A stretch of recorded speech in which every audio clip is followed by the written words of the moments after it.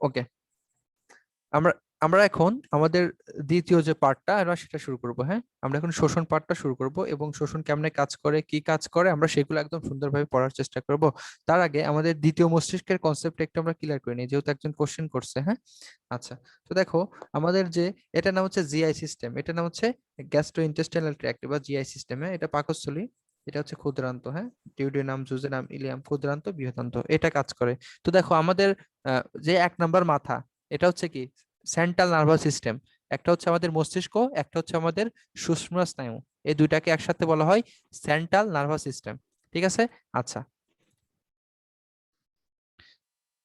এর এতজন বারবার ঢুকে কেন?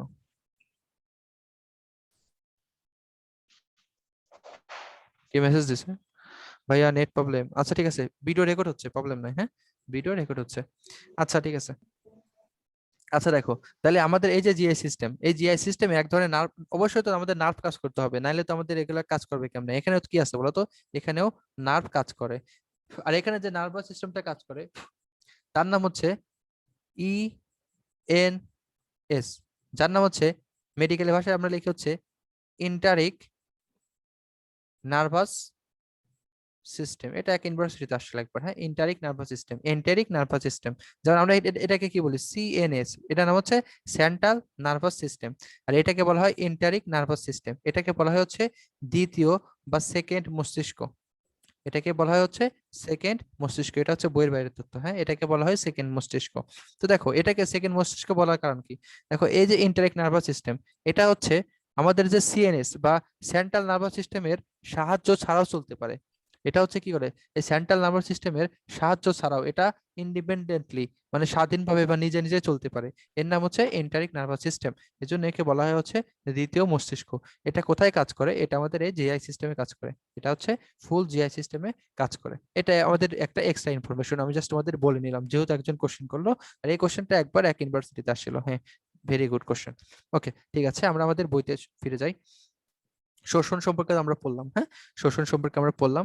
তো দেখো আমাদের শোষণের যে মেইন জিনিসটা লাগবে সেটা হচ্ছে, দেখো দেখো ক্ষুদ্রান্তের মিউকোসা স্তরে ভিলাই, এটা লাগবে। এটা হচ্ছে 10 স্টার, কারণ এটা তোমাদের আমি একটু আগে বলছি যে আমাদের যত গুরুত্বপূর্ণ জিনিস সব ভিলাই থাকবে, মানে সব হচ্ছে মিউকোসাই থাকবে। আর আমাদের ক্ষুদ্রান্তের সবচেয়ে গুরুত্বপূর্ণ জিনিসের নাম হচ্ছে ভিলাই। কারণ ভিলাই হচ্ছে কি বলো, ভিলাই হচ্ছে পরিশোষণের একক, ভিলাই হচ্ছে পরিশোষণের একক। আচ্ছা, এখানে একটা ছেলে আছে কই? আচ্ছা, ইমরান রাব্বি, আচ্ছা ও ক্লাস করতেছে, ঠিক আছে। সেকেন্ড মস্তিষ্ক তো শুধু পরিপাকের সহায়ক, অন্য কোনো কিছু তো প্রয়োজন করবে? হ্যাঁ, না না, শুধুমাত্র পরিপাকে কাজ করতেছে সেকেন্ড মস্তিষ্ক। এটা সেকেন্ড মস্তিষ্ক জাস্ট এমনি বলে আর কি, হুদাই। মানে ব্রেন যদি মারা যায় তাহলে সে তো আর কোনো কাজ করবে না, জাস্ট এমনি বলতেছে আর কি, একটা ইউনিভার্সিটিতে দিছে আর কি। ভাই আজ আজ এই জায়গায় 50 লাখ না 50,000 হবে? 50 লাখ, 50 লাখ না 50,000 কি বলি? আচ্ছা ভিলাই 50 লক্ষ, আমরা তো 50,000 পড়ছিলাম, 50 লক্ষই পড়ো। ঠিক আছে, 50 লক্ষ। আচ্ছা, আমরা একটু দেখি। হ্যাঁ, দেখো ক্ষুদ্রান্তের মিউকোসা মিউকোসা স্তরে ভিলাই দ্বারা শোষিত হয়। তার মানে ভিলাই হচ্ছে পরিশোষণের একক। একটা মজার মজার মজার জিনিস আছে, সেটা হচ্ছে দেখো ইংলিশের ক্ষেত্রে আসে সিঙ্গুলার আর প্লুরাল। দেখো VISS ভিলাস, এটা হচ্ছে সিঙ্গুলার, এটা হচ্ছে সিঙ্গুলার। কোন শব্দের লাস্টে যদি ইউএস থাকে সেটাকে প্লুরাল করা নিয়ম হচ্ছে এই ইউএস এর বদলে আই আই যুক্ত করা। যখন আমি এটাকে আই দিয়ে দেবো তখন সেটা হয়ে যাবে হচ্ছে প্লুরাল।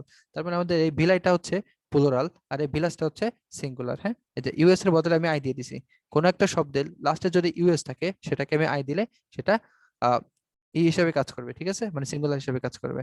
আচ্ছা, এখানে মানুষের ক্ষুদ্রান্তে প্রায় 50 লক্ষ ভিলাই থাকে। হ্যাঁ, মানুষের ক্ষুদ্রান্তে প্রায় 50 লক্ষ ভিলাই থাকে, এটা ভিলাই কোন তো অতটা কম থাকবে না, 50,000 থাকবে না, 50 লক্ষই হবে। হ্যাঁ, এটা এটা কোন ঠিকই। এডিশনের বই? আমাদের বই তো 50,000 আছে। সাউন্ডের একটা কি প্রবলেম হচ্ছে? 50,000 বিলাই কোথায় লেখা আছে? ভাই এটা আজমল স্যারের বই আছে। ভাই আজমল আমাদের স্যার, বইতে আচ্ছা 50,000 শোনো, আছে, যে 50,000। এটা নিয়ে যেহেতু কনফিউশন হচ্ছে আমি আর মেডিকেলের বই থেকে চেক করে আবার তোমাদের বলে দেবো না। হ্যাঁ, আমি মেডিকেল, আচ্ছা ঠিক আছে ভাই। ভাই অনেক জায়গায় অ্যান্সার 50। হ্যাঁ হ্যাঁ, আগের বইতে আমরা যখন পড়ছিলাম তখনও 50,000 পড়ছিলাম। আসলে দেখো তোমার ইন্টারের বইতে বুঝছো অনেক তথ্য মেডিকেলের সাথে মেলে না। তো যেহেতু মেডিকেলের স্যাররা কোশ্চেন করবে, আমি আমাদের বই থেকে তোমাদের শিওর করে দেবো না যে কোনটা আসলে অ্যান্সার হবে। হ্যাঁ, কারণ আমরা যখন 50,000 পড়ছিলাম। ঠিক আছে, আচ্ছা যাই হোক। আচ্ছা, মাইক্রোভিলাই, এখানে একটা ওয়ার্ড আছে মাইক্রোভিলাই, এটা ক্ষুদ্রান্তের এখানে পাওয়া যাচ্ছে। ভিলাই হচ্ছে ছোট জিনিস, আর মাইক্রোভিলাই মানে আরো ক্ষুদ্র জিনিস। মাইক্রোভিলাই মানে এরকম আর কি, মানে যেগুলো তোমার শোষণের ক্ষেত্রফল বাড়ায় দিচ্ছে। মানে সাপোজ এই জায়গায় যে পরিমাণে তোমার খাবার শোষণ হইতে পারবে, এই জায়গায় তার থেকে বেশি পরিমাণ খাবার শোষণ হইতে পারবে, কারণ আস্তে আস্তে বাড়তিছে। ঠিক আছে, এটা হচ্ছে মাইক্রোভিলাই। ঠিক আছে। আচ্ছা, দেখো দুইটি শোষণ দুই প্রকার হচ্ছে, একটা হচ্ছে নিষ্ক্রিয় শোষণ, একটা হচ্ছে সক্রিয় শোষণ, এই দুটো লাগবে, এটা আর। ঠিক আছে। আচ্ছা, আরেকটা জিনিস দেখো, একটা ইম্পর্টেন্ট জিনিস আছে, সেটা হচ্ছে এই ল্যাকটিয়াল। এই ল্যাকটিয়াল জিনিসটা স্নেহের ক্ষেত্রে কাজ করে। ল্যাকটিয়াল হচ্ছে স্নেহের ক্ষেত্রে কাজ করে, এবং এটা কোথায় শোষণ করে জানো? এটা হচ্ছে লসিকা তন্ত্রে প্রবেশ করে। তো দেখো নর্মালি আমাদের কিন্তু সবগুলো রক্তের মাধ্যমে যায় আর কি।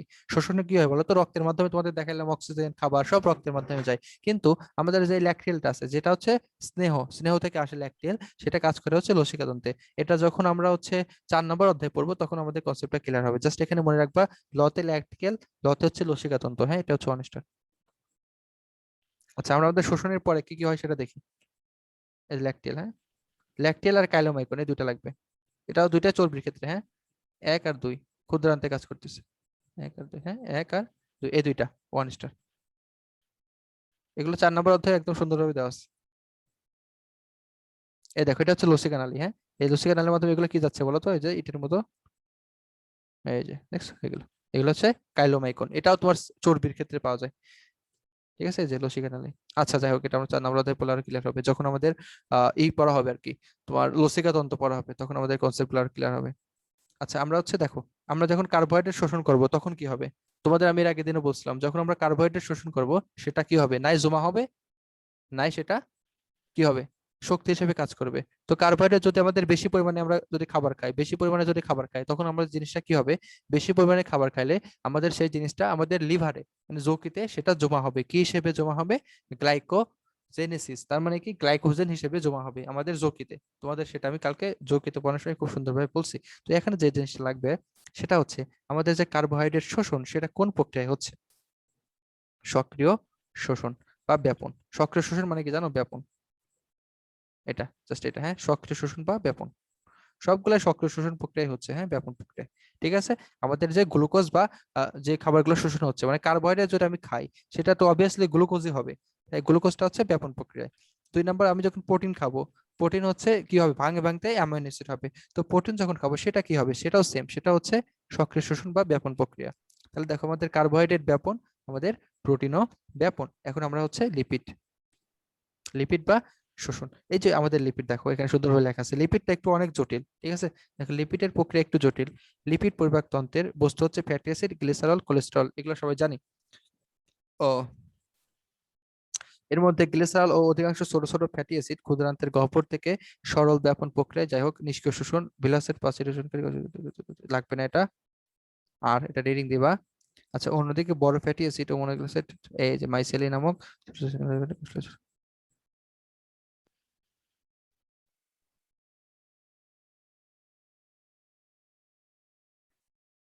কাইলোমাইকন।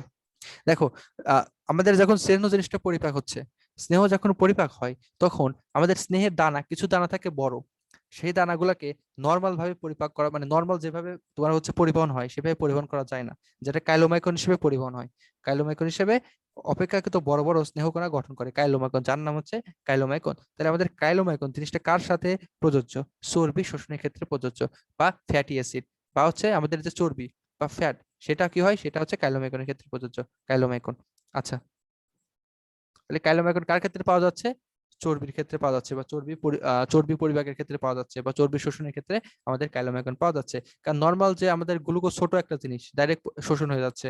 ঠিক আছে, তারপরে হচ্ছে তোমার অ্যামিনো অ্যাসিড ডাইরেক্ট শোষণ হয়ে যাচ্ছে। কিন্তু কাইলোমাইকনের ক্ষেত্রে জিনিসটা কি হচ্ছে? কাইলোমাইকনের ক্ষেত্রে আমাদের জিনিসটাকে শুধুমাত্র নর্মাল যে প্রসেস, সেভাবে প্রসেসের মধ্যে আমরা সেটা পরিপাক বা শোষণ করতে পারতেছি না। আমাদের এক্সট্রা, যে আমাদের মনে আছে আমরা পড়ছিলাম হচ্ছে পিত্তরস, এই পিত্তরসের মধ্যে কি নাই বলতো? পিত্তরসের মাঝে কোনো এনজাইম নাই, কিন্তু কি আছে বলতো? পিত্ত লবণ। এই পিত্ত লবণ আসে যুক্ত হয়, বুঝছো? এই পিত্ত লবণ এসে যুক্ত হয়, সেগুলোকে আস্তে আস্তে ভাঙে। যে প্রসেসের নাম কি বলতো? একটা প্রসেস আছে। ইমানসিফিকেশন। হ্যাঁ, গুড, ঠিক আছে। তো ওই প্রসেসের মাধ্যমে সেই পিত্ত লবণ কি করে আস্তে আস্তে সেগুলোকে ভাঙে, বড়গুলোকে ছোট হবে সে ভাঙে, তারপর সেই জিনিসটা আস্তে আস্তে শোষণ হচ্ছে। তো দেখো এখানে এটা দুই প্রক্রিয়াই হয়। আমাদের যে চর্বি না এটা সেটা হচ্ছে সক্রিয়ভাবেও হতে পারে আবার নিষ্ক্রিয়ভাবেও হতে পারে। যদি বড় হয় তাহলে একটু সক্রিয়, ছোট হলে নিষ্ক্রিয়। সক্রিয় মানে শক্তি দরকার হচ্ছে সেখানে বেশি। আচ্ছা, আর এক্সোসাইটোসিস, এক্সো মানে হচ্ছে আচ্ছা বাইরে। স্যার, ব্যাপন কি সক্রিয় প্রক্রিয়া? বেপনে তো এটিপি লাগে না। আচ্ছা আচ্ছা, আমি কথা শুনতে পারতেছি না তোমাদের। আবার যে তোমার সাউন্ড ইয়ারফোনে একটু মানে প্রবলেম হচ্ছে, জাস্ট কথা বলা যাচ্ছে, কথা শোনা যাচ্ছে না। এটা কালকে সলভ করবো একটু। হ্যাঁ, আমার কারো কোনো কোশ্চেন থাকলে লিখতে পারো অথবা আমাকে পরে এসএমএস করে, বুঝছো? এইটা খুব ডিস্টার্ব দিচ্ছে আজকে। আচ্ছা, লিখে দাও, লিখে দিলে আমার একটু সুবিধা হবে দেখতে। এটা সাউন্ড অনেক কমে গেছে তো। আচ্ছা, তারপরে দেখো। আচ্ছা, এক্সোসাইটোসিস মানে হচ্ছে, এক্সো মানে হচ্ছে বাইরে বের করে দাও, সাইটোসিস মানে একটা প্রক্রিয়া বাইরে বের করে দাও, যে প্লাজমা মেমব্রেনের মাধ্যমে অপ্রয়োজনীয় পদার্থ সময় বাইরে নিষ্কাশিত হয়, যাই হোক। আচ্ছা আচ্ছা, পানি শোষণ এটা লাগবে। পানি শোষণ হচ্ছে ক্ষুদ্রান্তে পানি শোষণের প্রধান স্থান, ক্ষুদ্রান্তে পানি শোষণের প্রধান স্থান। এবং একটা গুরুত্বপূর্ণ জিনিস, সেটা হচ্ছে 10 স্টারের কোশ্চেন, সেটা দেখো। আমাদের এতক্ষণ যত প্রক্রিয়া ছিল সবগুলা ছিল নাই সক্রিয় নাই নিষ্ক্রিয়, এবং সক্রিয় মানে কি ব্যাপন ছিল। কিন্তু কিন্তু আমাদের এই পানিটা কি বলতো, অভিস্রবণ, একদম আলাদা জিনিস, ব্যাপন না কিন্তু। পানি শোষণ হচ্ছে অভিস্রবণ, 10 স্টার। পানি শোষণ হচ্ছে অভিস্রবণ, পানি শোষণ হচ্ছে অভিস্রবণ, সবচেয়ে ইম্পর্টেন্ট এগুলোর মধ্যে পানি শোষণ। তারপরে খনিজ লবণ কোন শোষণ, সেম, সক্রিয়। খনিজ লবণ সক্রিয়। ভিটামিন কিছু সক্রিয় আছে, কিছু নিষ্ক্রিয় আছে। আচ্ছা, ভিটামিনের ক্ষেত্রে একটা জিনিস পরীক্ষা আসে, সেটা হচ্ছে কারা কারা পানিতে দ্রবণীয় আর কারা কারা পানিতে অদ্রবণীয়। একটা হচ্ছে চর্বিতে দ্রবণীয় কারা কারা, একটা হচ্ছে, আচ্ছা লিখে দিছি নাকি কেউ? হেডফোনটাকে ডক্টর দেখাতে হবে, ভাইয়া অসুস্থ। হেডফোন তো আর ডাক্তার দেখাতে পারবে না, হেডফোন। হ্যাঁ, হেডফোন আমি দেখি আমার একটু প্রবলেম হয়েছে মানে সাউন্ড কাটে, নাহলে শোনা যায় তো এটা। আচ্ছা আচ্ছা, যাই হোক। দেখো এখানে একটা খুব ইম্পর্টেন্ট কোশ্চেন, সেটা হচ্ছে 10 স্টারের কোশ্চেন, সেটা হচ্ছে আমাদের কোন কোন ভিটামিন হচ্ছে চর্বিতে দ্রবণীয় আর কোন কোন ভিটামিন পানিতে দ্রবণীয়। ঠিক আছে, কোনটা কোনটা চর্বিতে আর কোনটা কোনটা পানিতে। বিসি, বিসি কোনটা, আর হচ্ছে এডি কে এটা কোনটা বলো তো? বলো, কে পারবে এটা? লিখে আমাকে লিখে দাও। এডিই হচ্ছে চর্বিতে দ্রবণীয়, আর বিসি হচ্ছে পানিতে দ্রবণীয়। হ্যাঁ ঠিক আছে ঠিক আছে ঠিক আছে ঠিক আছে, তাহলে আমাদের এখানে লাগবে হচ্ছে বিসি হচ্ছে কিসে, আর হচ্ছে এডিই কে হলো কিসে। হ্যাঁ, দুটো লাগবে। দেখো লিখে দেই, চর্বিতে, চর্বিতে দ্রবণীয়, পানিতে দ্রবণীয়।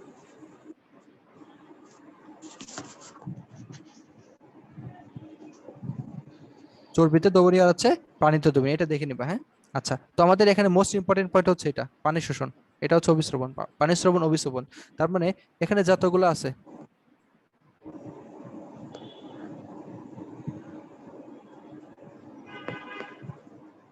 হ্যাঁ ঠিক আছে ঠিক আছে ঠিক আছে, এই বিসি, হ্যাঁ বিসি হচ্ছে পানিতে। দেখো একটা জিনিস মনে রাখো, এটা যেহেতু পানিতে দ্রবণীয়, এটা মানে পানিতে দ্রবণীয়, তার মানে কি, তার মানে এটা হচ্ছে চর্বিতে অদ্রবণীয়, চর্বিতে অদ্রবণীয়। ঠিক আছে, দেখো এটা পানিতে দ্রবণীয় মানে এটা হচ্ছে চর্বিতে দ্রবণীয়, লিখে দিলাম। যাই হোক, এটা আমাদের লাগবে। পানির শোষণ হচ্ছে অভিসরণ প্রক্রিয়া, এটা সবচেয়ে ইম্পর্টেন্ট। আর বাকি সবগুলো মানে ম্যাক্সিমাম হচ্ছে হয় সক্রিয় অথবা নিষ্ক্রিয়। সক্রিয় মানে হচ্ছে কি ব্যাপন, হ্যাঁ এটা মাথায় রাখবা। আচ্ছা, এটা বেশি, শোষণটা বেশি ইম্পর্টেন্ট না হচ্ছে পরীক্ষার জন্য, এটা যেটা ইম্পর্টেন্ট আমি দাগাই দিলাম। দেখো এখানে আছে হচ্ছে অ্যামিনো অ্যাসিড, গ্লুকোজ আর হচ্ছে ফ্যাটি অ্যাসিড, এটা রিডিং দিবা কোনটা কি হয়। যেমন আমাদের অ্যামিনো অ্যাসিড কি হয় বলো তো? আমাদের অ্যামিনো অ্যাসিড হয় আমাদের দেহে কোনো একটা গঠন করবে অথবা সেটা বের হয়ে যাবে। আর যখন অ্যামিনো অ্যাসিডটা বের হয়ে যাবে তখন সেটা কি হয়ে যাবে, ইউরিয়া হয়ে যাবে। আর ইউরিয়া তৈরি হয় কোথায় বলো তো? যকৃতে। ইউরিয়া তৈরি হয় যকৃতে। আর যেটা সেখানে বের হয়ে যাবে ইউরিন, সেটা হচ্ছে ইউরিনের মাধ্যমে বের হয়ে যাবে। দেখো একটা আছে ইউরিয়া, ইউরিয়া তৈরি হয় হচ্ছে যকৃতে, আর ইউরিন তৈরি হয় কোথায় বলো তো? বৃক্কে, মাথায় রাখবা। ইউরিন মানে হচ্ছে মূত্র, যেটা বৃক্কে তৈরি হয়। আর ইউরিয়া কোথায় তৈরি হচ্ছে? ইউরিয়া হচ্ছে যকৃতে তৈরি হচ্ছে।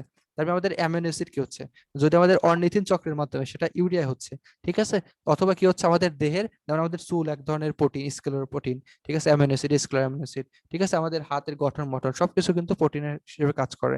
আমাদের যত হরমোন আছে, যত এনজাইম আছে, সবকিছুই প্রোটিন হিসেবে কাজ করে।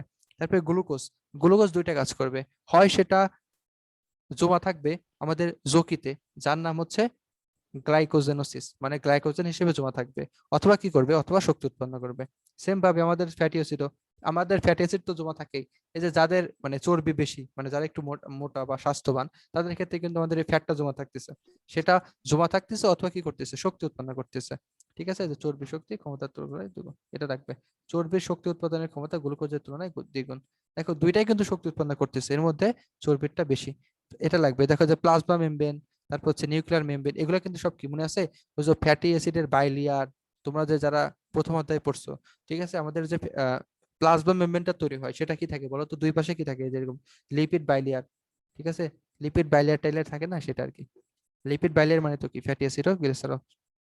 এখানে এই যে খাদ্য সারের পরিণতি দিছে, এটা তোমরা রিডিং দিবা 2 বার। কেউ না বুঝলে আমাকে জিজ্ঞেস করবা। প্রথমে গ্লুকোজ সক্রিয় পরিশোষণের মাধ্যমে অন্তে যাচ্ছে, মানে ক্ষুদ্রান্তে, তারপরে হচ্ছে যকৃতে যাচ্ছে, যকৃতের পরে হৃৎপিণ্ডে, হৃৎপিণ্ড থেকে কোষে, কোষে থেকে শক্তি উৎপাদন। সেম প্রক্রিয়া সবার ক্ষেত্রে। প্রথমে আমার খাবারটা গ্লুকোজে যাবে, গ্লুকোজ থেকে আমাদের অন্তের ভিলাস, ভিলাস মানে হচ্ছে তোমার এই যে বললাম না, ক্ষুদ্রান্তের কোষে যাবে, ক্ষুদ্রান্তের কোষে যাওয়ার পর সেটা হচ্ছে হেপাটিক পোর্টাল শিরা, যেটা যকৃতে যাবে, যকৃতে যাওয়ার পর সেটা যাবে হচ্ছে হৃৎপিণ্ডে। আর আমাদের দেহে দেখো, আমাদের যে গ্লুকোজ টুলুকোজ আছে, এগুলো তোমাদের সারা দেহে ছড়াইতে হবে। আর সারা দেহে ছড়ানোর একমাত্র উপায় হচ্ছে রক্ত। আর রক্ত কোথা থেকে সার্কুলেশন হয়, হৃৎপিণ্ডে। তো এই জন্য আমাদের এই গ্লুকোজ গুলো আগে হৃৎপিণ্ডে যাইতে হবে, হৃৎপিণ্ডে যাওয়ার পর সেটা রক্তের মাধ্যমে, যে আমাদের যে অ্যাওর্টা আছে, এই অ্যাওর্টার মাধ্যমে সারা দেহে চলে যাবে, মাথায় যাবে, পায়ে যাবে, বৃক্কে যাবে, সব জায়গায় যাবে আমাদের এই গ্লুকোজ। ঠিক আছে। আচ্ছা, সেম ভাবে তিনটাই অ্যামিনো অ্যাসিডও সেম, ফ্যাটি অ্যাসিডও সেম। দেখো অ্যামিনো অ্যাসিড কি করবে, হয় আমাদের প্রোটিন গঠন করবে, অথবা কি করবে, ইউরিয়া উৎপন্ন করবে। আর ইউরিয়া কোথায় যাবে, তারপরে যে মূত্রের মাধ্যমে বের হয়ে যাবে। ফ্যাটি অ্যাসিড আর গ্লিসারল, এটা হচ্ছে নিষ্ক্রিয় প্রক্রিয়া, এটা সক্রিয় প্রক্রিয়া হয় কিছু ক্ষেত্রে, এটা নিষ্ক্রিয় প্রক্রিয়া এখানে দিচ্ছে। এটা কি করবে, চর্বি গঠন করবে অথবা শক্তি উৎপন্ন করবে, এটা হচ্ছে মেইন পয়েন্ট। চর্বি গঠন করবে মানে ভুঁড়িটির বাড়াবে অথবা শক্তি উৎপন্ন করবে। এটা কি করবে, প্রোটিন গঠন করবে অথবা ইউরিয়া উৎপন্ন করবে, ইউরিয়া মানে ইউরিন হিসেবে বের হয়ে যাবে। এটা সেম কাজ, হয়তো গ্লাইকোজেন গঠন, তার মানে কি জমা থাকবে অথবা শক্তি উৎপন্ন করবে। এটা 1 স্টার। এখন আমরা পড়বো হচ্ছে বৃহদন্ত, এখন আমরা পড়বো হচ্ছে বৃহদন্তের কাজ। দেখো বৃহদন্তের কাজ, এটাকে বৃহদন্তের গঠনটা দেখি। এটা হচ্ছে বৃহদন্তের একটা পার্ট, যার নাম হচ্ছে সিকাম। এটার নাম হচ্ছে কোলন। কোলনের 4টা পার্ট, একটা হচ্ছে ঊর্ধ্বগামী কোলন বা অ্যাসেন্ডিং কোলন, এটা হচ্ছে ট্রান্সভার্স কোলন, এটা ইউ আকৃতির, এটা হচ্ছে ইউ আকৃতির। মেডিকেলের বইতে এটাকে অনেক সময় সি আকৃতি বলা হয়, এটা হচ্ছে ইউ আকৃতি। হ্যাঁ, এটা হচ্ছে ইউ আকৃতি, মেডিকেলে সি আকৃতি দেওয়া অনেক সময়। এটা হচ্ছে অ্যাসেন্ডিং কোলন বা ঊর্ধ্বগামী কোলন, ট্রান্সভার্স কোলন, এটা হচ্ছে ডিসেন্ডিং কোলন, এটা হচ্ছে সিগময়েড কোলন। এটা হচ্ছে 4টা, এটা হচ্ছে কোলন। হ্যাঁ, এটা হচ্ছে কি বলতো, এটা হচ্ছে সিকাম। এটার নাম হচ্ছে মলাশয়, যেখানে মল থাকে, এটার নাম হচ্ছে মলাশয়, আর এটা হচ্ছে পায়ু। ওকে, তাহলে দেখো পরীক্ষায় কোশ্চেন যেটা আসবে সেটা হচ্ছে এটা। এই যে একটা দেখতেছো না ছোট, এই জিনিসটার নাম হচ্ছে অ্যাপেন্ডিক্স। পরীক্ষায় এই কোশ্চেনটাই দিবি যে অ্যাপেন্ডিক্স কই পাওয়া যায়, 100 স্টার। অ্যাপেন্ডিক্স কই পাওয়া যায়, অ্যান্সার হচ্ছে সিকাম। অ্যাপেন্ডিক্স কই পাওয়া যায়, অ্যান্সার হচ্ছে সিকাম। এটা হচ্ছে 100 স্টারের কোশ্চেন, যে অ্যাপেন্ডিক্স কই পাওয়া যায়, অ্যান্সার হচ্ছে সিকামে পাওয়া যায়। তাহলে দেখো প্রথমে আমরা মানে বৃহদান্তের টোটাল দৈর্ঘ্য পড়বো, তারপরে বৃহদান্তে আমাদের কি কি আছে, আমাদের কি কি আছে বলতো, সিকাম কোলন মলাশয়, সিকাম, তারপর হচ্ছে কোলন, তারপর হচ্ছে মলাশয়, সিকাম কোলন মলাশয়। এর মধ্যে কোলনটা হচ্ছে ইউ আকৃতির। হ্যাঁ, সিকাম কোলন মলাশয়। দেখো অ্যাপেন্ডিক্স কে উপকারী জীবাণুর সুরক্ষিত ভান্ডার বলা হয়, উপকারী জীবাণুর সুরক্ষিত ভান্ডার বলা হয় কাকে, অ্যাপেন্ডিক্স কে। আর যেটা কোথায় অবস্থান করে বলো তো, সিকামে। অ্যাপেন্ডিক্স কোথায় অবস্থান করে, সিকামে। উপকারী জীবাণুর সুরক্ষিত ভান্ডার বলা হয়, এক্সট্রা ইনফরমেশন। হ্যাঁ, 2 স্টার, এক্সট্রা ইনফরমেশন। এটা যে অ্যাপেন্ডিক্স কে বলা হয় উপকারী জীবাণুর সুরক্ষিত ভান্ডার, এটা হচ্ছে 2 স্টার, একটা এক্সট্রা ইনফরমেশন। আর আমাদের যে কোলন আছে, কোলন হচ্ছে টোটাল সিগময়েড কোলন, ঊর্ধ্বগামী কোলন বা অ্যাসেন্ডিং কোলন, অনুবস্থ বা ট্রান্সভার্স কোলন, তারপরে হচ্ছে নিম্নগামী কোলন বা ডিসেন্ডিং আর সিগময়েড কোলন। কোলন হচ্ছে 4টে অংশে বিভক্ত। তাহলে আমাদের বৃহদন্ত 3টে অংশে বিভক্ত। এটা হচ্ছে কি রে, সিকাম কোলন মলাশয়। আর আমাদের যেটা কোলন সেটা ওর 4টে অংশে বিভক্ত। তো তোমাদের আমি দেখাই দিলাম, হ্যাঁ, এরকম যে 4টে অংশে, অ্যাসেন্ডিং ডিসেন্ডিং, ঠিক আছে, এরকম 4টে অংশে বিভক্ত। আচ্ছা, তো এখন আমরা বৃহদন্তের কাজ করবো। বৃহদন্তের কাজের মধ্যে যেটা যেটা ইম্পর্টেন্ট আমরা just সেটা পড়বো। দেখো বৃহদন্তে অবস্থিত ব্যাকটেরিয়া ভিটামিন কে ও ভিটামিন বি 12 বা ফোলিক অ্যাসিড উৎপন্ন করে। হ্যাঁ, এটা লাগবে, এই পয়েন্টটা 2 স্টার। ঠিক আছে। একটা জিনিস লাগবে, সেটা হচ্ছে 500 প্রজাতির সেখানে মিথজীবী ব্যাকটেরিয়া পাওয়া যায়। দেখো মিথজীবী ব্যাকটেরিয়া, সেই ব্যাকটেরিয়া গুলো কিন্তু কোনো ক্ষতি করতেছে না, উপকার করতেছে, এটা নাম হচ্ছে মিথজীবী ব্যাকটেরিয়া, 10 স্টার। কত প্রজাতির, 500 প্রজাতি। দেখছো আমাদের পেটের মধ্যে ব্যাকটেরিয়া আছে, মিথজীবী ব্যাকটেরিয়া, সেটা হচ্ছে ব্যাকটেরিয়ার কিয়া। সেটা কি করে, আমাদের বিভিন্ন ধরনের যে খাবার আছে সেগুলোকে তোমার হচ্ছে গাজন প্রক্রিয়ায় পচায়। হ্যাঁ, পচায় হেল্প করতেছে। বা হচ্ছে আমাদের বিভিন্ন ধরনের খাবার আছে যেগুলো দেখবে সজিনা, সজিনা যখন খাও, এটার কিন্তু কোনো কি নাই, পুষ্টি গুণাগুণ নাই, কিন্তু এটা কি করে, আমাদের মূত্রের পরিমাণ বাড়ায় দেয়। মূত্র না তো, মানে তোমার হচ্ছে মলের পরিমাণ বাড়ায় দেয়। হ্যাঁ, এজন্য যারা দেখবে যে কনস্টিপেশন মানে যাদের হচ্ছে তোমার কোষ্ঠকাঠিন্য রোগ আছে তাদেরকে বেশি বেশি এই ধরনের খাবার খাইতে বলে, কারণ এই ধরনের খাবার খেলে তাদের মলের পরিমাণ বেড়ে যায়। এই এই- এই এই যে মল বানাচ্ছে, হ্যাঁ, বা অপচ্য অংশ যেটা আমাদের মল হিসেবে বের হচ্ছে সেখানে হেল্প করতেছে সেখানে আমাদের হেল্প করতেছে এই পার্শ্ব প্রজাতির মিথজীবী ব্যাকটেরিয়া। তারপরে শোষণ, এখান থেকে জাস্ট পড়বা যে 70 থেকে 80% অভিস্রবণের মাধ্যমে এটা আর, হ্যাঁ, দুইবার রিডিং দিবা এটা। তারপরে ভিটামিন বি 12 আর কে তো বানা পড়লামই। তারপর হচ্ছে ক্ষরণ, দেখো কালকে আমি তোমাদের সুন্দরভাবে বুঝাইছি। গবলেট কোষ, গবলেট কোষ এটা কোথায় পাওয়া যায় বলো তো? মিউকাসের স্তরে। আবার আমি বলতেছি, গবলেট কোষ এটা হচ্ছে মেডিকেল 58 সালে কোশ্চেন, যে সরি 19-20 সালে কোশ্চেন, যে গবলেট কোষ কোথায় বেশি থাকে? গবলেট কোষ বেশি থাকে হচ্ছে বৃহদান্তে। গবলেট কোষ কোথায় বেশি থাকে? বৃহদান্তে। বৃহদান্তের কোন স্তরে থাকে? 4টা স্তর, ঠিক আছে? তো ওর প্রত্যেকটা দেশে 4টা স্তর থাকে। একটা হচ্ছে সবচেয়ে ভিতরের নাম হচ্ছে মিউকোসা, সবচেয়ে ভিতরের নাম হচ্ছে মিউকোসা, সবচেয়ে ভিতরের নাম হচ্ছে মিউকোসা, ঠিক আছে? তাহলে আমাদের মিউকোসা স্তরে কি থাকে? গবলেট কোষ থাকে। আমাদের যা যা লাগে, যা যা গুরুত্বপূর্ণ, যেমন আমাদের গ্যাস্ট্রিক গ্রন্থি, তারপরে হচ্ছে মিউকা, গবলেট, তারপরে ভিলাই, তারপরে রোগী, মানে যা যা ইম্পর্টেন্ট জিনিসপাতি সব কোথায় থাকে? সব গবলেট কোষে, সব হচ্ছে মিউকাসে থাকে। আর মিউকাস হচ্ছে ভিতরের স্তর। মিউকাস পাকস্থলীর ক্ষেত্রে পাওয়া যায়, মিউকাস ক্ষুদ্রান্তের ক্ষেত্রে পাওয়া যায়, মিউকাস বৃহদান্তের ক্ষেত্রে পাওয়া যায়। মানে ফুল যে আমাদের জিআইটি ট্রাক্ট আছে, মানে হচ্ছে পাকস্থলী, ক্ষুদ্রান্ত, বৃহদান্ত সবার ক্ষেত্রে কিন্তু মিউকাস পাওয়া যায়। মানে 4টা যে লেয়ার আছে, সবচেয়ে ভিতরের লেয়ারের নাম হচ্ছে মিউকোসা, আর সবচেয়ে বাইরের লেয়ারের নাম হচ্ছে সেরোসা, ঠিক আছে? এর মধ্যে যে সবচেয়ে ভিতরের লেয়ার, আমরা তো সবসময় আমাদের যে গুরুত্বপূর্ণ জিনিসপাতি সেগুলো অবশ্যই আমরা আমাদের ভিতরের লেয়ারে রাখি, আর আমাদের ভিতরের লেয়ারের নাম হচ্ছে মিউকোসা। এটা হচ্ছে মেডিকেল 19-20 সালের কোশ্চেন। সেম কোশ্চেন 20-21 সালে আসছে, যে মিউকসের কোন স্তরে থাকে, সরি মানে গবলেট কোষ কোন স্তরে থাকে, এটা হচ্ছে মিউকোসা। এটা হচ্ছে 20 সালে আসছে, মেডিকেল 20 সালে। আর 19 সালে এটা আসছে যে গবলেট কোষ কোথায় বেশি থাকে, অ্যান্সার হচ্ছে বৃহদান্ত। বৃহদান্ত বড়, বৃহদান্তে বেশি থাকে। ওকে, তারপর হচ্ছে মল উৎপাদন, এটা লাগবে যে 350 ml মল বৃহদান্তে প্রবেশ করে, ঠিক আছে? সেখান থেকে 135 মল ফিসিস মানে আর্দ্র মল তৈরি হয়। 5 নম্বর পয়েন্টটা লাগবে, হ্যাঁ। তাহলে এখানে 5 নম্বর পয়েন্ট ইম্পর্টেন্ট, 3 নম্বর পয়েন্ট ইম্পর্টেন্ট, আর হচ্ছে 1 নম্বর পয়েন্টের এই দুইটা ইম্পর্টেন্ট, আর এই লাইনটা, এই 4টা 5টা লাইন ইম্পর্টেন্ট। আচ্ছা, আমি যেগুলো দাগাচ্ছি মানে স্টার দিচ্ছি সেগুলো ভালো করে পড়বা, বাকিগুলো জাস্ট বোঝানোর জন্য বলতেছি, সেগুলো পরীক্ষায় খুব একটা আসে না। তারপর হচ্ছে মলত্যাগ। মলত্যাগ মানে হচ্ছে তুমি মলত্যাগ, মলত্যাগ তো সবাই বুঝো, এটা হচ্ছে ডেফিকেশন, ইংলিশ নাম হচ্ছে ডেফিকেশন, ঠিক আছে?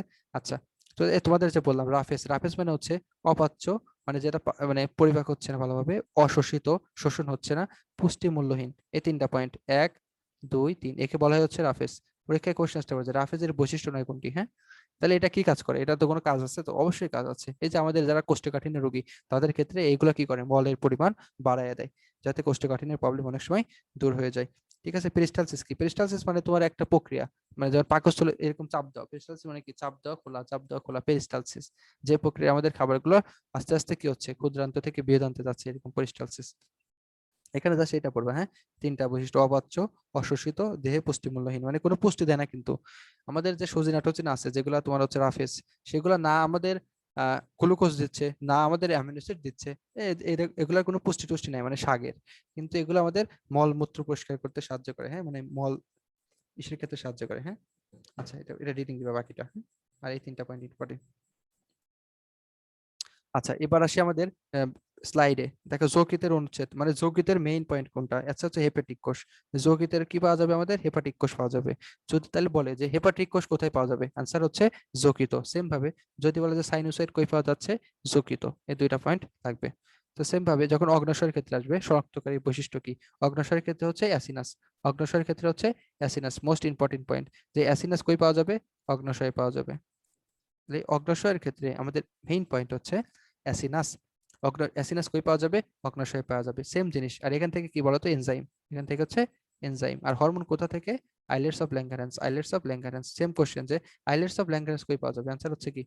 অগ্ন্যাশয়ে পাওয়া যাবে, যার ইংলিশ হচ্ছে প্র্যাঙ্কিয়াস, ঠিক আছে? এই 2টা লাগবে। অ্যাসিনাস পাওয়া যাবে কোথায়? অগ্ন্যাশয়ে। আইলেটস অফ ল্যাঙ্গারেন্স পাওয়া যাবে কোথায়? অগ্ন্যাশয়ে। তো এই যে পাকস্থলী, ভেরি ইম্পর্টেন্ট। পাকস্থলী একদম ভেরি ইম্পর্টেন্ট, বিশেষ করে 1 নম্বরটা। 5টা স্তর। প্রথম হচ্ছে কি সেরোসা, বাইরের স্তর। দেখো সবচেয়ে বাইরের স্তরের নাম হচ্ছে সেরোসা, এই যে এটা বাইরের স্তর, সেরোসা। আর সবচেয়ে ভিতরের স্তরের নাম হচ্ছে, দেখো কোনটা?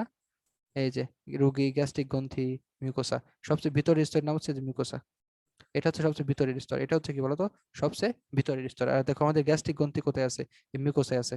তারপর হচ্ছে রোগী কোথায় আছে? মিউকোসায় আছে। এটা হচ্ছে 10 স্টার। এটা হচ্ছে এবার মেডিকেল আসলে, বুঝছো? এটা যে মিউকোসা স্তরতে কোষের মেডিকেলে 20-21 সালে আসে। সো তোমাদের 21-22 সালেও একটা দিতে পারে, হ্যাঁ। খুব ইম্পর্টেন্ট জিনিস। দেখো এটা হচ্ছে ভিতরের স্তর, আর সবচেয়ে বাইরের স্তরের নাম হচ্ছে সেরোসা, ঠিক আছে। তারপর হচ্ছে সাবমিউকোসা, যাই হোক এটা লাগবে না, তবে এটা লাগবে, হ্যাঁ। সবচেয়ে ভিতরের স্তর হচ্ছে মিউকোসা। আর মিউকোসা কোথায়, রোগী কি কোথায় পাওয়া যায়? মিউকোসায় পাওয়া যায়। গ্যাস্ট্রিক গ্রন্থি কোথায় পাওয়া যায়? মিউকোসায়। পরীক্ষায় কোশ্চেন হতে পারে যে রোগী, রোগী কোথায় পাওয়া যায়? এটা হচ্ছে পাকস্থলীতে পাওয়া যায়। রোগী কোথায় পাওয়া যায়? পাকস্থলীতে পাওয়া যায়, ঠিক আছে। রোগী হচ্ছে পাকস্থলীতে পাওয়া যায়। গ্যাস্ট্রিক গ্রন্থিও পাকস্থলীতে পাওয়া যায়, হ্যাঁ। এর 5টা টোটাল গ্রন্থি আছে। আচ্ছা যাই হোক, আরেকটা জিনিস মনে রাখবা, সেটা হচ্ছে রোগী হচ্ছে মিউকাস স্তরে। তো বললাম সব গুরুত্বপূর্ণ জিনিস মিউকাস স্তরে। দেখো রোগী 3টা জায়গায় পাওয়া যায়। একটা হচ্ছে তোমার পাকস্থলী, আমরা তো বললাম স্টোমাক, হ্যাঁ, একটা স্টোমাক। 2 নম্বর হচ্ছে ভ্যাজাইনা, 2 নম্বর হচ্ছে ভ্যাজাইনা। আর 3 নম্বর হচ্ছে হাসপাতাল, ঠিক আছে। 3 নম্বর হাসপাতাল, হাসপাতাল লাগবে না, হ্যাঁ। তাহলে আমাদের স্টোমাকে পাওয়া যাচ্ছে আর হচ্ছে ভ্যাজাইনাতে পাওয়া যাচ্ছে। পরীক্ষায় আসবে যে রোগী কোথায় পাওয়া যায়, তোমরা ডাইরেক্ট দাগা দিবা স্টোমাকে পাওয়া যায়, ঠিক আছে। আচ্ছা, তারপর আমাদের হচ্ছে ক্ষুদ্রান্ত। ক্ষুদ্রান্ত সেম, কি সেরোসা, পেশি স্তর, সাবমিউকোসা, মাস্কুলার মিউকোসা, তারপর হচ্ছে মিউকোসা। সবচেয়ে ভিতরেটার নাম হচ্ছে মিউকোসা। এই দেখো সবচেয়ে ভিতরেটার নাম হচ্ছে কি? মিউকোসা। তাহলে আমাদের বিলাস কই আছে? বিলাস কই আছে বলো তো? বিলাস আছে মিউকোসা স্তরে, ঠিক আছে। বিলাস কই আছে? মিউকোসা স্তরে। আর আমরা বিলাস কি? বিলাস হচ্ছে আমাদের একক, ক্ষুদ্রান্তের একক, ঠিক আছে। তাহলে বিলাস হচ্ছে মিউকোসা স্তরে। তাহলে আমরা বিলাস দেখে ক্ষুদ্রান্ত চিনে ফেলবো। এখন হচ্ছে স্থূলতা। স্থূলতা মানে হচ্ছে নর্মাল ওজনের 20% বেশি, এটা রিডিং দিবা, এটা রিডিং দিবা। স্থূলতা যারা একটু স্বাস্থ্য বেশি তারা এটা রিডিং দিবা। আচ্ছা, তারপরে আমাদের বিএমআই, এটা হচ্ছে বিএমআই হচ্ছে বডি মাস ইন্ডেক্স। আমাদের দেহের ওজন সেটা হচ্ছে কেজিতে থাকবে, আর আমাদের উচ্চতা সেটা থাকবে হচ্ছে মিটার স্কয়ারে, হ্যাঁ। সেটা হচ্ছে আমাদের বিএমআই, ওকে।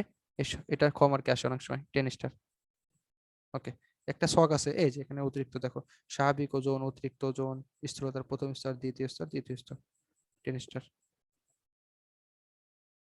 এই যে ছকটা, হ্যাঁ। দেখো কোনো মাত্রা যদি 50 থেকে 100-র মধ্যে হয় তখন তাকে বলা হয় মরবিড স্থূলতা বা বিভৎস স্থূলতা, মানে খুব বেশি স্থূলতা বোঝায় থাকে, মরবিড বলা হয়। মরবিড কত? যখন 50 থেকে 100 বলা হয়। তো দেখো যারা, যাদের হচ্ছে 18.5 এর কম, যাদের হচ্ছে 18.5 এর কম, তাদের ক্ষেত্রে হচ্ছে সেই জিনিসটার নাম হচ্ছে আন্ডারওয়েট, তাদের নাম হচ্ছে আন্ডারওয়েট। যাদের হচ্ছে এটার বেশি তাদের বলা হচ্ছে তৃতীয় স্তর। আর যাদের 50 থেকে 100 তাদেরকে বলা হচ্ছে মরবিড। আর স্বাভাবিক ওজন এটা সবচেয়ে বেশি আসে, নর্মাল ওয়েট 18.5 থেকে 24.9, এটা হচ্ছে 10 স্টার। এটা খুব important, very very important question, ঠিক আছে। আর 18 থেকে 5 থেকে 24.9 এটা হচ্ছে স্বাভাবিক বা নর্মাল ওয়েট। এটা হচ্ছে আন্ডার ওয়েট। এটা হচ্ছে ওভার ওয়েট। কত ওভার ওয়েট? হচ্ছে 25 থেকে 29 হচ্ছে ওভার ওয়েট, নট প্রথম স্তর। প্রথম স্তর কিন্তু 30 থেকে 35, হ্যাঁ, মাথায় রাখবা। অনেকে ভাবে যে 25 থেকে 29 মনে হয় প্রথম স্তর, না, এটা হচ্ছে ওভার ওভার ওয়েট, হ্যাঁ। এটা হচ্ছে ওভার ওয়েট, মাথায় রাখবা। ভাই একদমই আস্তে ওভার ওয়েট, শোনা এটা যাচ্ছে হচ্ছে ওভার ওয়েট, কথা। হ্যাঁ। এটা ওভার ওয়েট কিন্তু প্রথম স্তর না, প্রথম স্তর হচ্ছে 30 থেকে, হ্যাঁ। এটা হচ্ছে ওভার ওয়েট। আচ্ছা, তারপরে কি কি ধরনের সমস্যা হতে পারে? দেখো এখানে হচ্ছে করোনারি হৃদরোগ, মানে যেহেতু মোটা হচ্ছে তাহলে আমাদের রক্তনালীগুলো চেপে যাচ্ছে, রক্তনালীগুলো বা চর্বির কারণে রক্তনালী চেপে যাচ্ছে, তখন কি হবে? তাহলে আমাদের ঠিক মতো রক্ত হার্টে যাবে না, তখন আমাদের করোনারি হৃদরোগ বা হৃৎপিণ্ডের সমস্যা হবে। তারপর হচ্ছে type 2 diabetes, not type 1, not type 1। Type 1 কিন্তু হচ্ছে না, টাইপ 2 হচ্ছে, হ্যাঁ। টাইপ 1 হচ্ছে তোমার নর্মালি জেনেটিক্যাল কারণে হয়। ভাই কথা শোনা যাচ্ছে না? কি বলো, কথা শোনা যাবে না কেন? শোনা যাচ্ছে হ্যালো তো, হ্যালো, শোনা যাচ্ছে। এই এই কোশ্চেন কে করছে রে? আচ্ছা আচ্ছা। ভেজাই নাকি?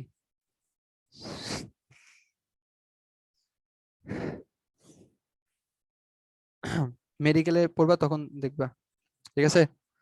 আচ্ছা, এখন আশা করি কথা শোনা যাচ্ছে একদম ক্লিয়ার। কথা তো শোনা যাওয়ার কথা। জি এখন শোনা যাচ্ছে কিনা একটু লেখো তো। একদমই আস্তে আস্তে শোনা যাচ্ছে ভাই। আচ্ছা আচ্ছা, ঠিক আছে। হ্যাঁ, শোনা যাচ্ছে পরিষ্কার। এখন শোনা যাচ্ছে না? হ্যাঁ, শোনা যাচ্ছে। ঠিক আছে। টাইপ টু টাইপ 2 ডায়াবেটিস, হ্যাঁ, টাইপ 1 না কিন্তু, ঠিক আছে। মানে স্থূলতা হলে এই প্রবলেম গুলো জি হয়, ভাই রিডিং শোনা দিবা। যাচ্ছে। স্থূলতার কারণ এটা হচ্ছে জিনগত, এটা হচ্ছে 80 ভাগে হচ্ছে জিনগত কারণ, 80 ভাগে হচ্ছে কি বলতো? জিনগত কারণ। আর জিনের নাম হচ্ছে গুচ্ছ জিন, হ্যাঁ। এটা হচ্ছে টুইস্টার, গুচ্ছ জিন 80 ভাগ, হ্যাঁ, এই পয়েন্টটা লাগবে। তারপরে শারীরিক গঠন, এগুলো জীবনযাত্রাটা, আবেগ টাবেগ এগুলো দেখবা, হ্যাঁ, এগুলো রিডিং দিবা। যে আবেগ হলে মোটা হচ্ছে, কর্মক্ষেত্রে মানসিক আঘাত, হেডলাইন, হ্যাঁ, জাস্ট হেডলাইন করবা, কর্মক্ষেত্রে মানসিক আঘাত, বিশ্রাম। দেখো যেগুলোর কারণে মোটা হয় সেগুলো একটু অ্যাভয়েড করবা, ঠিক আছে। বেশি বেশি বিশ্রাম নেওয়া যাবে না, মানসিক আঘাত, তারপরে কর্মক্ষেত্র, আবেগ, হ্যাঁ, এগুলো। তাহলে আবেগ, বেশি আবেগী হওয়া যাবে না, বুঝছো। বেশি আবেগী হলে কিন্তু মোটা হয়ে যায়, এই যে হরমোন, এক ধরনের হরমোন কারণ হয়। আচ্ছা, তারপরে হচ্ছে লিঙ্গভেদে, গর্ভাবস্থায়, নিদ্রাবস্থায়, শিক্ষার অভাব, এই যে নিদ্রাহীনতা। দেখো রাতে 6 ঘন্টার কম ঘুমালে দেহে হরমোনজনিত পরিবর্তনের কারণে ক্ষুধা বেড়ে যায়। তো দেখবা যখন তুমি কম ঘুমাবা তখন তোমার বেশি ক্ষুধা লাগবে।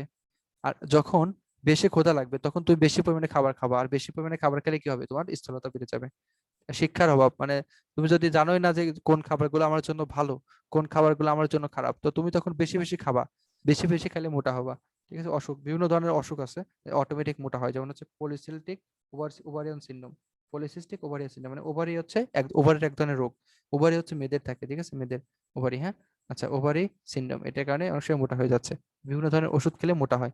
দেখো, যারা খুব ডিপ্রেশনে থাকে, দেখবে মানুষ যখন ডিপ্রেশনে থাকে, যেমন এই যে অনেক সেলিব্রিটিরা দেখবে যখন মোটা হয়ে যায় তখন তারা ডিপ্রেশনে থাকে।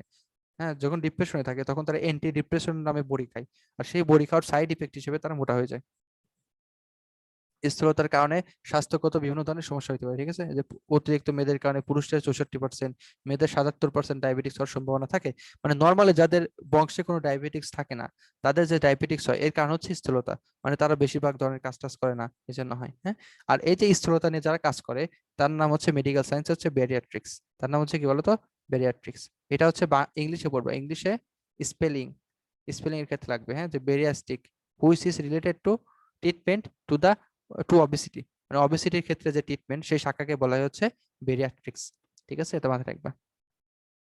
স্থূলতা প্রতিরোধ, দেখো কি করতে পারবো, নিয়মিত ব্যায়াম, স্বাস্থ্যসম্মত খাদ্য, মানে ভালো ভালো খাবার, ঠিক আছে, কোনো আবল তাবল জিনিস খাওয়া যাবে না, চিকিৎসা, ঠিক আছে, এগুলো একটু দেখবা, রিডিং দিবা। প্রধান প্রধান শব্দ, কাইম, ঠিক আছে, তোমাদের শিখাইছিলাম তো, কাইম, লালাগন, এপিগ্লোটিস, লালাগ্রন্থি, অগ্ন্যাশয়, caecum, glycogenolysis, membrane enzyme. Okay, membrane enzyme মানে হচ্ছে অন্ত্রের অন্তঃপ্রাচীরে বিদ্যমান মাইক্রোভিলাই কোষের প্লাজমা মেমব্রেনে কতগুলো এনজাইম পরিপাকে নিযুক্ত থাকে। সর্বদা কি করে, দেখো, ক্ষুদ্রান্তের প্রাচীরেই তো মাইক্রোভিলাই থাকে, বা ক্ষুদ্রান্তের ক্ষেত্রে মাইক্রোভিলাই থাকতেছে। আর এই মাইক্রোভিলাই কি করে, তোমার হচ্ছে সবাই, যেমন তো শর্করা, আমিষ, ফসফেট, সব জাতীয় খাবারকে পরিপাক করে। মাইক্রোভিলাই কোষের প্লাজমা মেমব্রেনে বিদ্যমান এসব এনজাইমকে বলা হয় মেমব্রেন এনজাইম। তাহলে পরীক্ষায় কোশ্চেন আসতে পারে যে মেমব্রেন এনজাইম, ঠিক আছে, কোথায় থাকতেছে, মাইক্রোভিলাই। মাইক্রোভিলাই মানে কি বলতো, ছোট ভিলাই। আর সব ভিলাই কার একক, ক্ষুদ্রান্তের একক, তাহলে আলটিমেটলি এগুলো সব ক্ষুদ্রান্তে পাওয়া যাচ্ছে। সাব্বির হোসেন দাগাদাগি করতেছে। হম, দেখছো, এই পর্যন্ত ছিল। আচ্ছা, দাঁড়াও, এখন আমরা মোটামুটি এই পর্যন্ত ছিল, এখন আমরা শেষ করে দেওয়ার আগে কিছু কোশ্চেন নেব।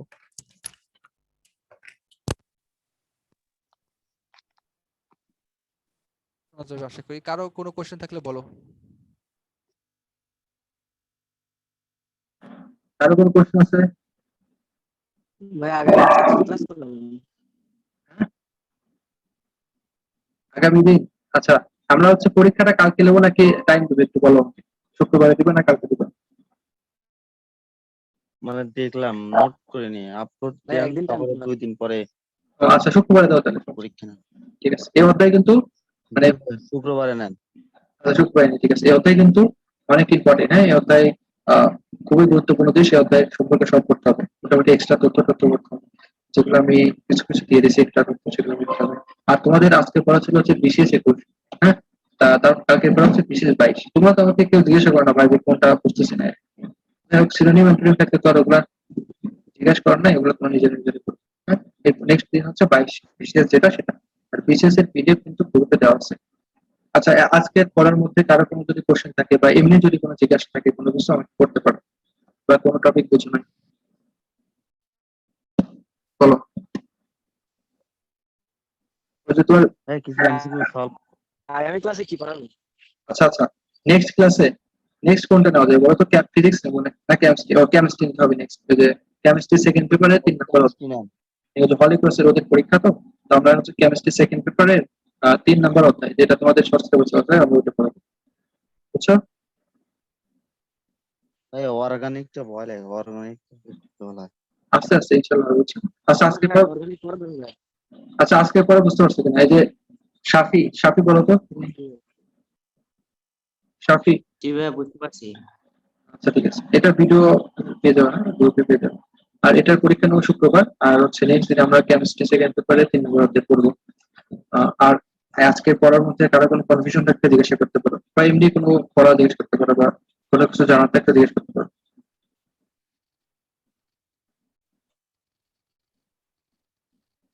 ভাই আজকের বইটা কোন এডিশনের?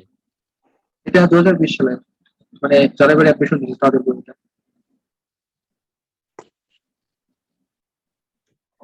হ্যাঁ, টাইপ 1 আর টাইপ 2 ডায়াবেটিস সম্পর্কে একটু বলবেন? আচ্ছা আচ্ছা, দেখো, টাইপ 1 আর টাইপ 2। টাইপ ডায়াবেটিস মানে যেগুলো তোমার মানে বংশ পরম্পরা থাকে, মানে যেখানে তোমার ইনসুলিনের পরিমাণ একদম কম থাকে। তো যেহেতু ইনসুলিন একদম কম থাকে, সেক্ষেত্রে তোমার হচ্ছে ঠিক মতো রক্ত থেকে মানে গ্লুকোজটা দূর করা যায় না, এবং তোমার হচ্ছে এজন্য টাইপ যারা 1 থাকে তাদের হচ্ছে নর্মালি ডায়াবেটিস ছাড়েই না, এবং সেটা ছোটবেলা থেকেই থাকে। দেখবা যাদের বয়স 10 বছর 15 বছর তাদের অনেকে ডায়াবেটিস থাকে, তাদের হচ্ছে টাইপ 1। এটা অনেক রেয়ার, 10% হচ্ছে টাইপ 1, আর 90% রোগীর ক্ষেত্রে টাইপ 2। টাইপ 1 হচ্ছে জেনেটিক্যাল ব্যক্তি, হ্যাঁ, মানে তোমার ইনসুলিন একদম তৈরি হয় না। আর টাইপ 2 মানে কি, আমাদের মতো যারা নর্মাল লোকজন তাদের 30+ মানে এজ হয়ে যাবে, আমাদের না মানে আমাদের বাবা মায়ের, যারা হচ্ছে তোমার সারাদিন বসে থাকবে, সারাদিন বসে থাকবে, কোনো কাজ কাম করবে না, ইনসুলিনের কম হয়ে যাবে, তাদের ক্ষেত্রে কি হবে, তাদের ক্ষেত্রে টাইপ 2 ডায়াবেটিস হবে। ঠিক আছে, এটা 90% রোগী টাইপ 2 হয়, আর টাইপ 1 জেনেটিক্যালি 10%। আর কারো কোশ্চেন? স্লিপ অ্যাপনিয়ার চিকিৎসা কি? হ্যাঁ, আচ্ছা, আমি ডাক্তার হয়ে গেছি। স্লিপ অ্যাপনিয়া এটার কোনো ট্রিটমেন্ট নাই, উৎসভাবে কোনো সলিউশন নাই স্লিপ অ্যাপনিয়া। এটা তোমার সাইকোলজিক্যাল একটা ব্যাপার স্যাপার থাকে। আজকে আমার রুম ঢুকতেছে।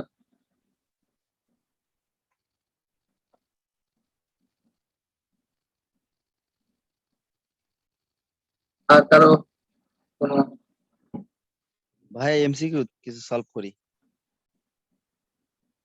MCQ solve? কত আছে? 2 minutes। আমি যখন শোনো, আমি হচ্ছে ইউটিউবে লাইভ নিতে পারি, হচ্ছে ইউটিউবে লাইভ নিতে পারলে তখন হচ্ছে 1 2 ঘন্টা নেওয়া যাবে না, তখন অনেক কাজ হবে। আর এটা তো ওদের তো পরীক্ষা নেবই। তোমরা হচ্ছে এভাবে কি করতে থাকো, এইচএস এর কোশ্চেন সলভ করবা, তারপরে অ্যাডমিশনে বিভিন্ন ধরনের ইউনিভার্সিটি কোশ্চেন সলভ করবা, ঠিক আছে? আচ্ছা, এখানে আসে না, দুইটা দেখি তো। আচ্ছা, নাই। আচ্ছা, একটা কোশ্চেন ধরি যেহেতু বললা। আচ্ছা, 4 নাম্বারটা বলো তো, কি পারবা এটা? যকৃত। এগুলো তো সব পারোই। তারপরে যে তোমার হচ্ছে এটা অগ্রসর বিদ্যমান এনজাইম কোনটি? ট্রিপসিন। টিপসিন। এটা কিন্তু কতবার বলছি দেখছো। আর পেপসিন কোথায় পাওয়া যায় বলো তো? Pepsin, gastric. Very good, gastric রস, গ্যাস্ট্রিক। ঠিক আছে, আমরা আজকে পাকস্থলী। এ পর্যন্ত রাখি, তোমাদের আর দেওয়া যাবে না। যে লালাগঞ্জিতে পাওয়া যায় কোন এনজাইম? পেপসিন তো পাকস্থলী। Ptyalin. Ptyalin Mortein. Ptyalin. Answer হচ্ছে তাইলে। ঠিক আছে, এটা তো পাওয়া যায় কোথায়? পাকস্থলীতে। এটা পাওয়া যায় কোথায়? অগ্ন্যাশয় রসে। কাজ করে কোথায়? ক্ষুদ্রান্তে। ঠিক আছে, আর আমাদের আনসার হচ্ছে ট্যানিন। দেখছো, তুমি তো সব কোশ্চেন পারো, আস্তে আস্তে সব পারো, সমস্যা নেই। ওকে, আমরা শেষ করি। নেক্সট দিন কেমিস্ট্রি সেকেন্ড পেপারে 3 নম্বর। আসসালামু আলাইকুম। আসসালামু আলাইকুম। আসসালামু আলাইকুম।